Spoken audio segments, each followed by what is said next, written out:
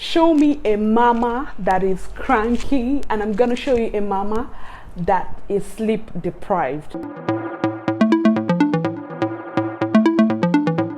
Hi guys, welcome back to my channel. Nana Inspires. Here we talk about lifestyle, we talk about motherhood and inspiration. Thank you for stopping by. To all my subscribers, thank you so much for supporting this channel. And for all of you that are stopping by for the very first time, drum rolls for you. You are the real MVP, you guys, my subscribers, and all of you that's going to be subscribing, thank you so much. So today I'm going to be talking about things I wish I knew before becoming a mom. So the first thing I would like to say is, number one, how hard breastfeeding can be, and then it gets better. So this is how. For me, I'm a mom of two, and with my first child I had a lot of soreness. My breasts were sore. I think they call it TAS or tat or something. I was breaking out on my nipples. My baby wasn't latching properly. I was in pain. There were times when I'm breastfeeding him. The first week of breastfeeding, I cried. I remember my mom asking me what's going on as he was sucking. You know, these kids, they already know how to suck, and you know, just forcefully, he was forcefully you know, grabbing the nipples because he was not latching properly, and I was in pain. At some point there was sore, like I mentioned, and baby has to eat. I couldn't express at that time because expressing was painful as well. So I had to, you know, my mom was using Vaseline and hot water, and at some point we started using nipple cream. But with time it gets better. Some people tell you, oh, we want to keep baby latching on the breast, it's going to go. I really don't know if that works, but if it works for you, just let me know in the comment section. And then some people would give you different advice, but I'll just say do what works for you. Okay, the second thing I wish I had known, or I think I actually knew this, but I really didn't understand how important it was, is this: don't go crazy buying stuff for kids. I know as a first-time mom you're so excited. Oh, even as a second-time mom, as a third-time mom, this is something cute online, you want to buy them. If you're a big baby as a child, that means you have the tendency of, you know, having a big baby. Someone like me, I was a big baby. So I had my children are always on the big side, so I don't bother going to get newborn stuff. I try as much as possible to just get stuff between 0 to 3 months upwards. Okay, so it's very important. Okay, and you might get some as gift items. You might have hand-me-downs that you can, you know, hand over to your next children, so that you can save your money for other things. Okay, the next thing is nobody told me, or the next thing I wish I knew before becoming a mom, is how lonely motherhood can get. Now, you have a partner that is obviously going to have to go back to work. That's if his or her company, if a person works or is allowed paternity leave, you know, so it's going to be you and the baby, and maybe your help or someone that comes to support you, or a family member, and at some point they are all going to leave, and it's just going to be you and the baby. Now, for me, nobody told me how important, you know, just keeping your mind in the right space is. I just had to learn. I had to learn with my first child. You know, you just don't be upset when your partner goes to work and baby is sleeping and you don't have anything to do, and you're just looking through Instagram and you're seeing all the ladies with flat tummy. You just created a life, you just nurtured, or rather you just nurtured a life in your body, and your body cannot just go back to how it was automatically. It would take some time. So embrace your new self and just be grateful for the blessing that you have, which is your baby. Okay, so, and as much as possible, for me, I try to get into mommy groups online, Facebook. There were some mommy groups there.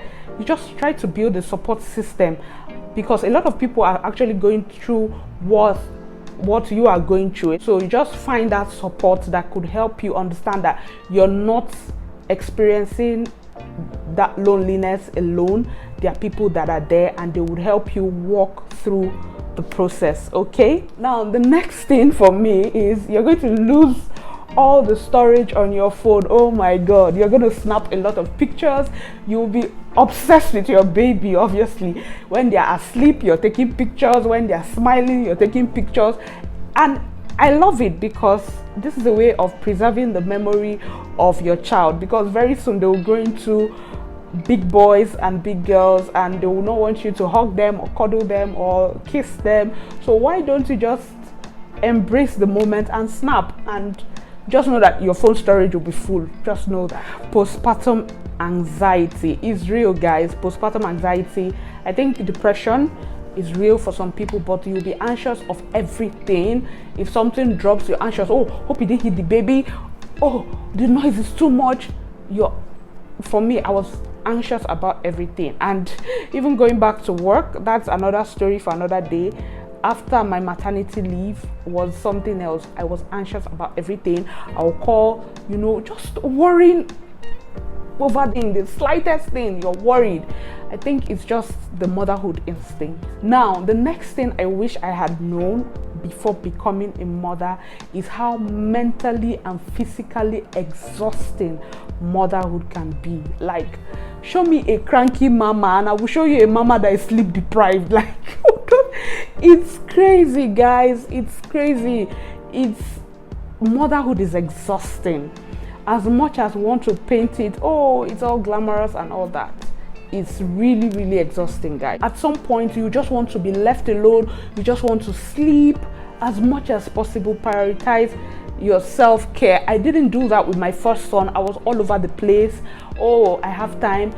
When baby is sleeping, they say sleep. There's something that when babies are asleep, mama has to sleep.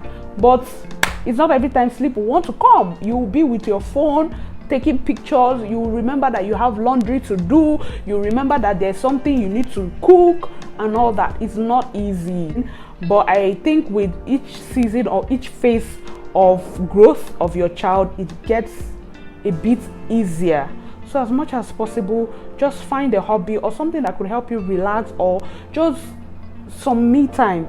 You can hand over the baby to your partner. For me, I did that a lot. I encouraged my husband to be a part of the process and, just handed over the baby to him for me to take a quick shower or just relax or just sleep. And I'm grateful for my mother because she was around to help during that first few weeks. It was helpful because I could sleep at least. The baby was with her and most of the time, and all I needed to do was just take care of myself, refresh and rejuvenate. Okay, that's very important. Another thing I wish I had known is that there's a tendency to neglect your partner. This is real, guys. There's a tendency to neglect your partner. Come on, your body is just recovering. Your body is not just ready. Your mind is not just ready. All you want is just to be with your child. Your child takes more of your attention, and if you're not careful, like I mentioned earlier, you won't prioritize your own self-care, right? Because this baby is dependent on you, and there's a tendency, like I said, you might neglect your partner. And I think this is something that should be discussed because I experienced this, but at some point with each phase of development, you tend to, get better. Just bring back that intimacy and romance. It's an intentional work, guys. The next thing is just go with the flow. Go with the flow. Nothing like routine. Me, I didn't do any routine. Like baby wake up by 3, feed. I didn't do all those routines. I don't want to come and have headache. I just went with the flow. Whenever my baby sleeps, I allow him to sleep. Whenever he wakes up, I feed. I just go with the flow. Don't go all about, oh, it must be this way, it must be that way. Babies are different. Your child might not even click immediately to any routine, but as they grow older, you can now incorporate routine into their daily activity. So these are some of the things I wish I had known before becoming a mother. Kindly leave in the comment section what you wish you knew before becoming a mom, and you're learning or you have learned and you would want others to learn, so that we can discuss about it. I love you guys. Remember to leave the comments, remember to like, remember to subscribe, guys. Subscribe and give it a thumbs up. Click on the like button, okay, and hit the notification bell so that you get notified whenever I post a new video. Thank you for staying true to the end of this video. I love you guys so much. Bye.